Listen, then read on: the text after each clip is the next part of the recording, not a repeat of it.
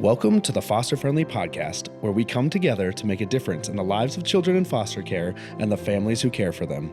Foster Friendly communities are part of a nationwide movement by America's Kids Belong that helps people from all walks of life take action and help kids and families thrive. You'll hear from former foster youth, foster and adoptive parents, social workers, faith and business leaders, and other experts on how to engage in meaningful ways. Our hosts Brian, Travis, and Courtney explore inspiring stories of everyday people making a difference in foster care where they live and work. Hello, and welcome to the Foster Friendly Podcast. My name is Courtney Williams, along with my co-hosts, Travis Vangsnes and Brian Mavis.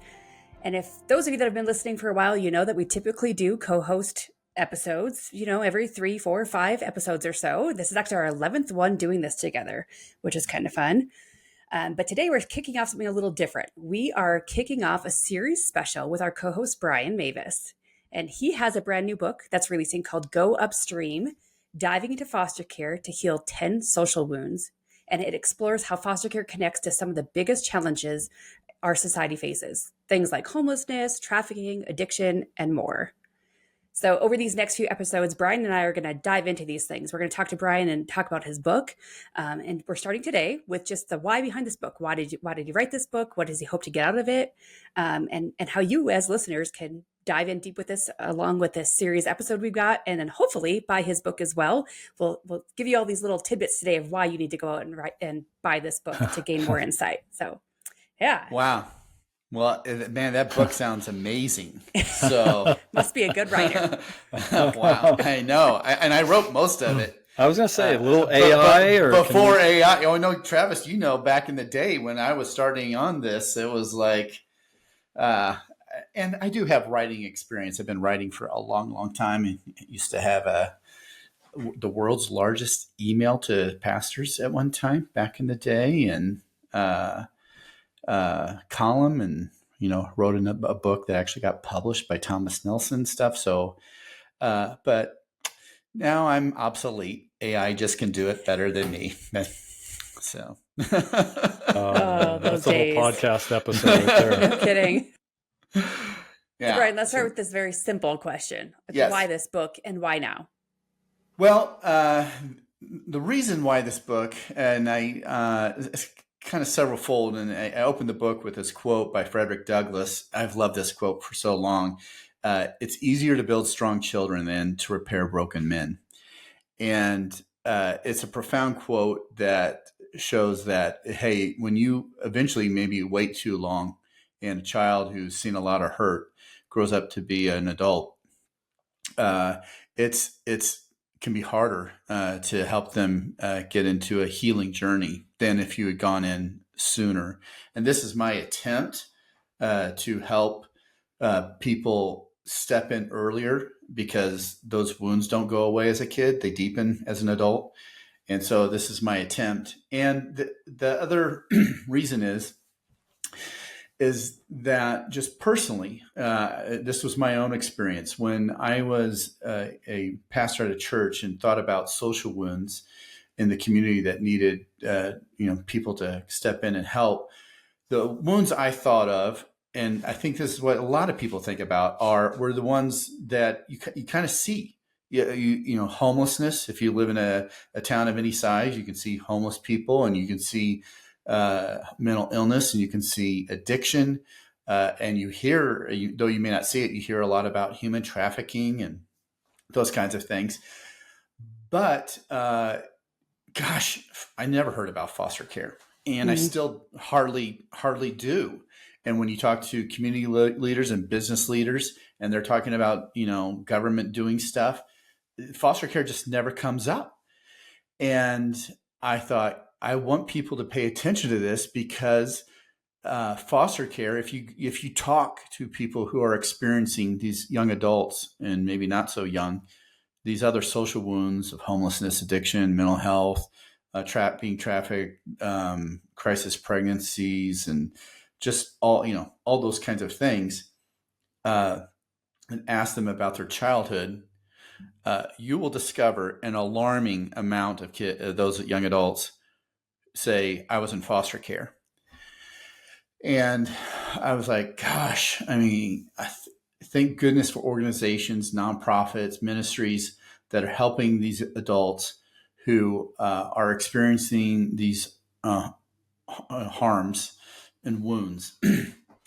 But wouldn't it be better if we had given them a family who cared for them and helped them, give them space to heal as children, so that they wouldn't have needed these ministries and organizations down the road? So, like I said, this is my attempt to bring more awareness to the strategic position that foster care is in. That if you want to help human trafficking, become a foster parent. If you want to help reduce the number of homeless people, become a foster parent, and on and on and on. So I'm trying to get this into the attention of government leaders, church leaders, business leaders, to see that it's strategic. It's like, hey, we can whack at the limbs of the tree, but what about whacking at the roots? Wow. If that doesn't give you a reason to pick up this book, I don't know what will. Again, yeah. I mean, this was my, as a pastor who was working on all sorts of different things. It wasn't just because I have a good heart that I was into this. And it was, I thought, gosh, this is smart. I was just like, this is just a smart place to lean into. So I have a better brain than a better heart, I guess. So. Yeah. A great Brian line is, you say all the time, it's like, it's not just a hard issue, it's a smart issue. So yes. I love that line, quip. And I think there's going to be a lot of people who resonate with that. I think there's a lot of people who are in this space because they do have big hearts. And it's like, there's a lot of people who aren't in this space, and it will take that other argument to then have them say, okay, now I get it. In fact, I mean, I just heard that from a church leader last week. I had lunch with him, and he was like, at a presentation that I had done, he was like, I never had made that connection, that it was upstream to these issues. And he's like, now he was interested. Yeah, and I love that quote, the Frederick Douglass one, and just thinking about that. I don't know the exact, and I'll get it wrong, but I once early on in our journey, we had heard something like it takes about 3 years for healing in a healthy environment for a kid who's gone through trauma, 3 years for every year of trauma. Every year that they were like in a hard place to get them out. I'm like, so you think of how long that takes if somebody's an adult and had gone through this for years versus starting at, when they're young, and if they can get in a healthy, good environment that's going to help them thrive, like that'll just cut those years back. And just, it's all this upstream stuff that we can really make a difference. Yes. Yeah. Well, before we get more into questions around the book and some of the content, I do have a general question for you that I've been thinking about, because I know this project for you is, this has been a project for a while, at least. It has. How many years? Yeah, because it's been, I've been pointing out these 10 social wounds for basically the whole time you've been around, right, Travis? Yeah. So almost, for my, at least 7-8 years plus that you've, okay. Yeah, so it's been living in my head for a long time, and I've been, researching and collecting articles. And so I've been living with it for a while. And it's been a while. It's taken a long time to get it into a book form because, one, books are hard to write, and two, I have a full-time job that doesn't include writing a book. So it was like, And So- you wrote it before AI. Yeah, and I wrote it before AI. Or it came out of the scene and so my question is kind of more of a heart question to kick this off, but so being immersed in this is not new research, this is not new facts and things to you, but this sort of journey in itself to get this book kind of to the finish line, but also as you've been immersed in it, and then especially say this last year, you've been deep in, which is very sobering stuff. I've kind of had a preview of the book, but as you get into suicide and just some of these hard issues, like how, I'm sure this must really galvanize you to the mission of AKB and going upstream, but where does your heart land now? And sort of, as you've just kind of, I guess, got this book to the finish line. How has it left you, I guess? How have you? Well, each chapter, I take on a social wound, and I interviewed a young adult who had that experience. They were in foster care. They were then leaving foster care and then experienced one of these social wounds. And the only one I didn't interview was suicide. And I found a story there that was profound. And so I like that I started each chapter that way, because it was like, remember, this isn't just statistics. These are real people. And I love how Jesus emphasized the importance of one. I mean, I think a lot of people don't. There's a famous verse that people almost always misquote by Jesus, where they misquote it this way: "Whatever you do to the least of these, you've done unto me." And Jesus, they miss a word. It's whatever you've done to one of the least of these. And I really love that how he focuses on the importance of an individual. And he also says that about kids: whatever you do to one of these little ones. And so, again, remembering that these are real kids, not because this book is chocked full of statistics from research. I mean, I have almost 200 cited sources, but it's just real kids, and interviewing these real kids, young adults, and saying, this was my life. And it was like hearing some of what they went through as kids. It was like, oh my gosh. I mean, I'm an old dude, and I've never experienced anything like what you've experienced. And so I would say I'm looking forward to getting this message out, and hoping that it creates a new conversation among people of influence. And again, I don't mean that like you're a big shot. I mean, adults, parents, people who can foster, people who can support foster parents, people who can adopt, people who can get their church engaged, all those things. People who have their business say, we're going to care about this. And I want to create a new conversation so that there is a major lift in people saying, they're talking about this in a way that human trafficking might get that level of attention. Yeah. Just profound stuff and deep stuff. It really is, it's deep topics, things to be able to consider and think about. Brian, I've heard you say that this book isn't just about foster care and these social wounds, but it's about foster care and family. Why do you give that emphasis? Yeah, I mean, the title emphasizes the problem, and family is the solution. And my favorite line in the entire book is, good families are better than a great program. And that's because I'm a big believer that what caused the wound was a absence of family, or a harmful family, a very profoundly broken family. And if that's the cause, healthy families, caring families, healing families is the cure.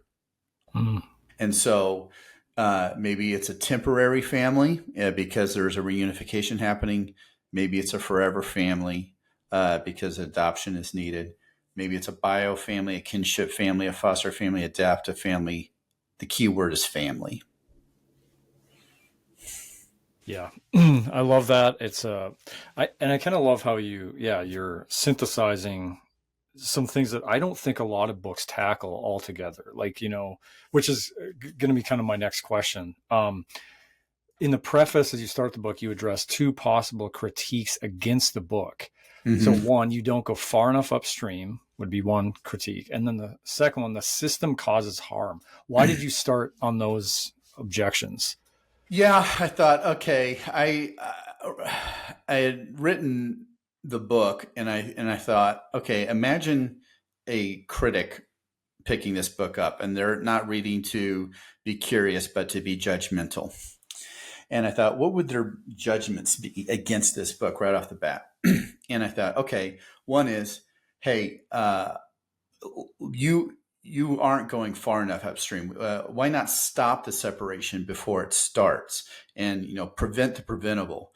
And I'm like, okay, yes, I am all for that.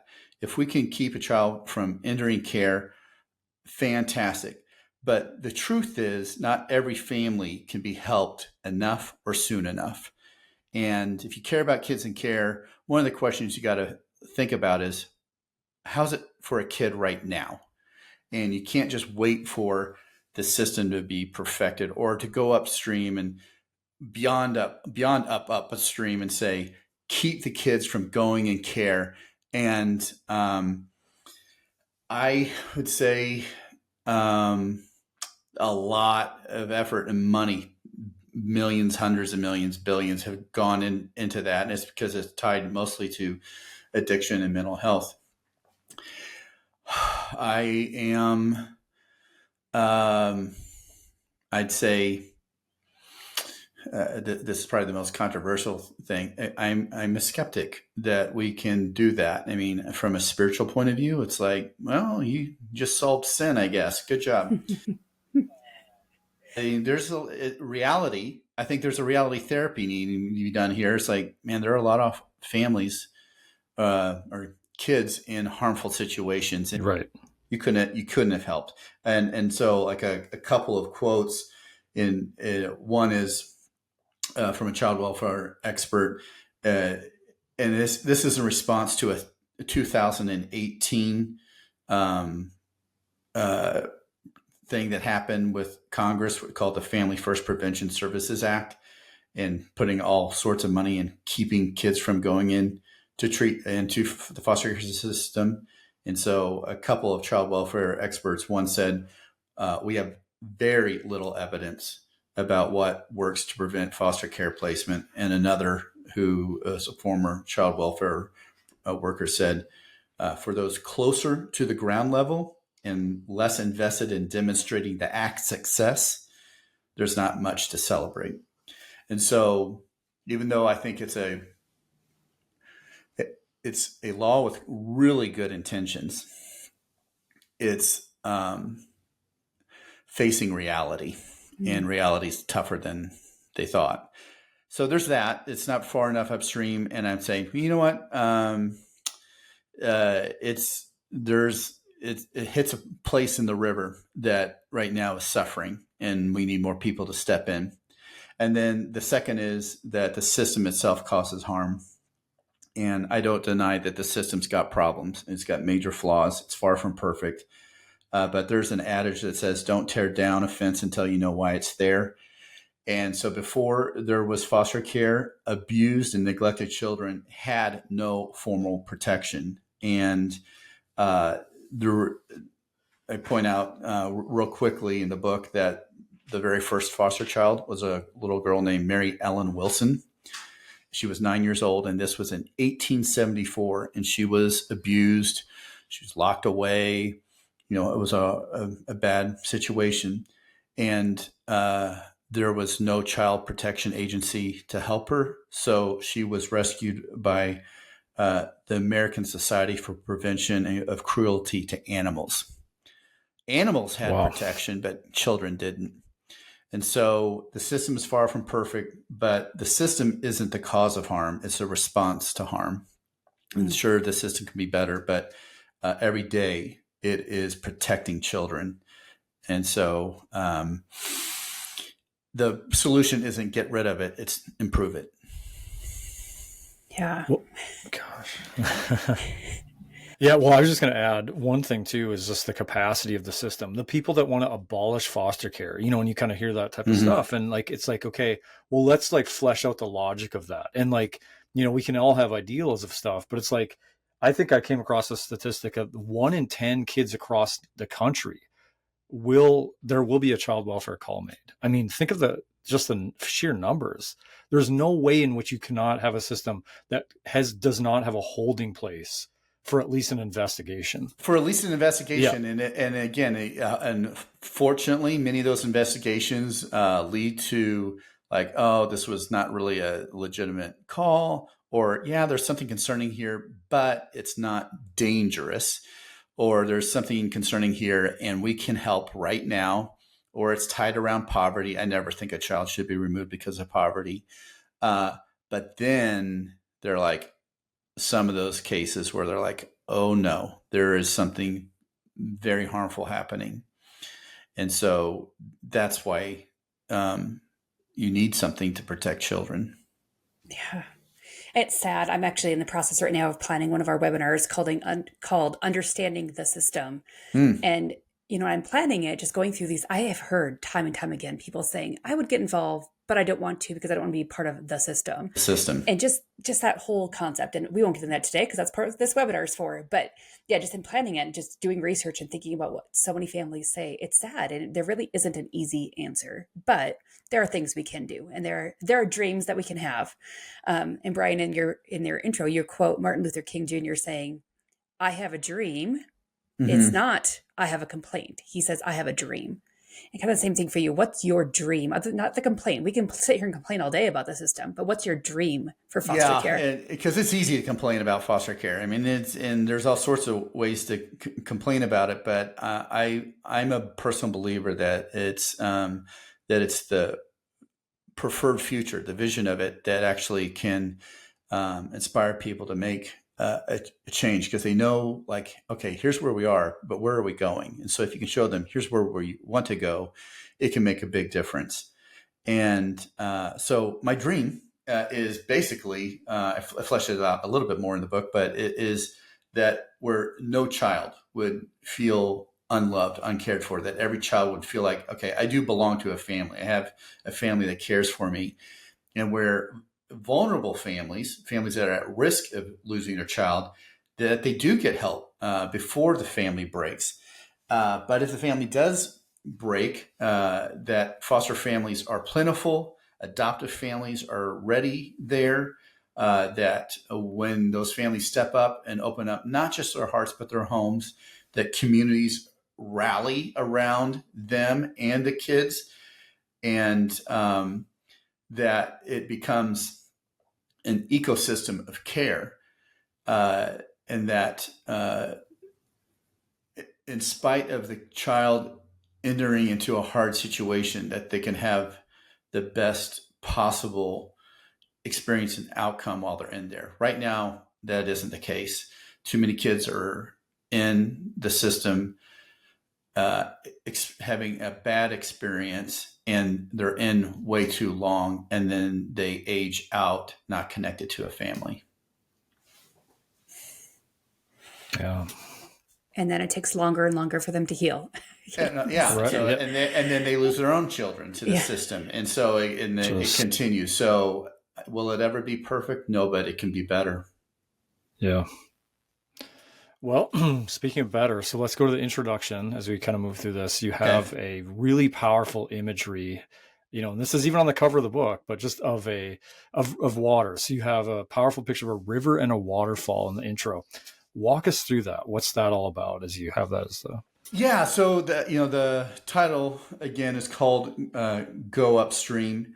And that's not a new analogy. You've heard it before, but I did add a little new element to it, that there's a waterfall. And so the idea is you're enjoying your time, you're sitting along this riverbank, and all of a sudden you see a body floating down the river, and upstream from you is this waterfall. You see this body fall off the waterfall, floating down the river, and you jump in, and these icy, cold, strong current waters, and you pull this person out. You start to resuscitate them, and somehow you have this instinct that this person was homeless. And then you go, and all of a sudden you hear another scream, and there's another body being swept down the river from falling off the falls. And you jump in, pull them out, and this person has been trafficked. And on it goes. and you're just jumping in and saving these people who have experiencing currently one of these social wounds that we often think about. And then it dawns on you, like, I need to go upstream beyond the waterfall to figure out what is going on. And when you do, you discover that these are young adults who have been in foster care, and now they've aged out of care without a family. And that waterfall is the moment that they've aged out. And the river below is the social wounds that they face. A friend of my wife's and I, just a sweet girl who's a great advocate for kids in care. Her name is Annika, and she had this quote that I used at the beginning of the introduction: when youth age out of foster care, we age out of one crisis and into another. And so it's this picture of, hey, how about we go up beyond that, upstream, beyond that waterfall, and then we still might have to get in the water with them, get in that river, but we're going to keep them from falling over the waterfall. Yeah, it is like the imagery. You can really imagine it and think about that, and just the dire consequences of falling off a waterfall. Yeah. What that would, it just puts it into perspective a bit. You mentioned these 10 social wounds. What are those social wounds, Brian? Yeah. So, I go into each one fairly significantly. Like I mentioned, I start each one with a true story, go into stats, go into the connections, and then go in ways you can help. But just real quick, I'll name each one. I'll give one stat to each one, and then as a quick overview. And then I know later in this series, we'll do a deeper dive into each of these. So first is trauma. And so this is the thing that all these kids experience. And I go deep into understanding trauma, the types of trauma. And the stat I have here is 1 in 4 children in foster care will develop PTSD, almost twice the rate of a U.S. veterans of war. And I go into that chapter explaining it's not just PTSD, it's CPTSD, which the C stands for complex, and unpack that some more. The second one is physical illness. This one was probably the one that surprised me the most that this was the case, but about 50% of former foster youth suffer from a chronic physical problem. And it's not just from being abused. It comes from a lot of that lifelong stress that they've had now that it's become ingrained in the cells of their body that causes chronic health, though it can be things that are attributed to abuse and neglect for sure. Third is suicide. Adolescents who have been in foster care were nearly 4 times more likely to have attempted suicide than other youth. Fourth is sex trafficking. Although statistics vary, a majority of child sex trafficking victims, ranging from 50% to 90%, have been in foster care. Fifth is addiction. 1/3 of those who age out report current struggles with drug or alcohol, with half admitting to illegal drug use post foster care. Sixth is poverty. 1/3 of foster care alumni live at or below the poverty line. Seventh is homelessness. 20% of foster youth will become homeless the day they age out. Incarceration, 43% of women and 74% of men who were in foster care have been incarcerated at least once. Ninth is teen pregnancy. For girls who have been in foster care, the rate of pregnancy before age 19 is 3 times higher than that of the national average. And then 10th is generational foster care. The strongest predictor of a child entering foster care is the mother's own history with the child welfare system. So if the mom has been in foster care, that is a huge predictor that their own child will be in foster care. then the cycle continues, and then we're back to 1 again, and 2 and 3. So those are the 10 social wounds. Yeah, thanks for sharing. And it does go back to like the beginning when you were saying a lot of people don't recognize the connection, these pipelines that lead to foster care, and then the pipeline of foster care leading back to those things, and just how it just keeps going. And really needing some change. And it starts with the understanding. People need to know these social wounds, understand them, to be able to have a heart for them, and to see how they're connected so that we get more people involved. Yeah.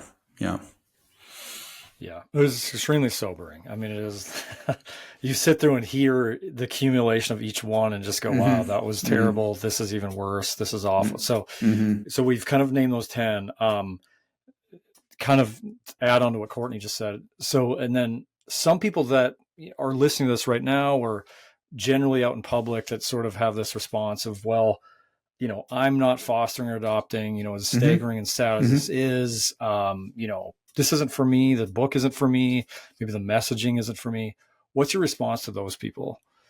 My response is not everybody is called to foster or adopt, but I believe everybody is called to care. And there is something for everyone. And there's actually 2 main sections of the book. So part 1 is the 10 social wounds, and part 2 is diving in and how you can help.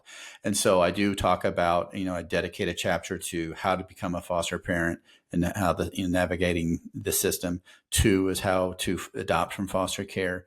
But the remaining chapters are, okay, what if you don't foster or adopt? And here's the other ways you can help. So it's supporting those families who do foster and adopt, with wrapping around those families in different ways, or, and then naming some other things that, like being a CASA or that kind of thing. But again, wrap around is something that anybody can do without any sort of special license. Talk about how churches can make a huge impact. Talk about how businesses can make a huge impact. Talk about entire foster friendly communities and how they can make an impact. And so I give real practical ways that people can help without being a foster or adoptive parent, and that it's essential, because without those other people helping in those other ways, foster and adoptive parents fail and quit. And so we need people to not foster. We need people to not adopt, so that they can help those families and those kids in those other ways, so that the whole thing is successful. For Yeah, sure. This has been a summer of lots of flooding, and can't help but now think of like images of flooding and water and streams. And saw some images of this raging river, and someone was caught out there and just going downstream. But you saw the people, not everyone could be in the water helping that person out. They had aligned, it was just this. As I'm hearing this, I'm thinking of that, like that image of like that rope that was tied on, and then you had multiple people on the shore anchoring that, and then you had people sort of communicating and kind of just getting this thing. But I mean, like, yes, and then when somebody's exhausted from helping, then they there's somebody who has a cot, and there's somebody who's providing a meal, and so you need the whole thing. Yeah, because if someone just jumped in to be with the kids that are needing the help and the assistance or whatever, they're eventually not going to make it themselves, or they're going to. So anyway, so I think that's a great picture of looking at how the whole thing, we need all the things to work and everyone to have a hand. So last question as we wrap this sort of preview into this book, which I can't wait to read the whole thing. If you could leave listeners with one thought from your preface and introduction, kind of what would it be, just what we've talked about so far? Yeah, it would be, I'll just reiterate what I've said, that, we don't have to just keep saying, hey, here we are downstream, seeing all these, social wounds that are obvious to us, and that you can get strategic, can get smart. You can go upstream. You can stop the fall before it happens. And you do that by being in foster care. and supporting foster care. If you care about homelessness, if you care about addiction, if you care about poverty, if you care about teen pregnancy, if you care about physical health, if you care about suicidality, then you care about foster care. And it's better to go upstream and help them as kids, and then doing it by providing a family, because a good family is better than a great program. Yeah. Yeah, Brian, I'm excited. Again, just so our listeners understand, this is a special series that's going to be launched in addition to our regular Wednesday airing episodes. So we're going to have these special episodes going through these 10 social wounds, talking about these things. In this next episode, Brian and I are going to go through diving deeper into these first few. We're going to talk about number 1, trauma and the complex PTSD. Number 2, those physical illnesses that Brian talked about. And 3, suicide. And through those, we're going to just talk about why family makes all the difference. So that'll be the next episode. And then we'll have subsequent ones coming out in this special series going through these 10 different social wounds. Thank you, guys. I'm excited about hopefully creating a new conversation that will rally all sorts of people to helping these kids. Yeah. It's not fun things to talk about, right? These aren't easy, lighthearted, but it's so important. Yeah, that's for sure. Yeah. It is hard stuff, but each chapter ends with hope, and the whole second section of the book is how to help. Cool. So thank you. Yeah.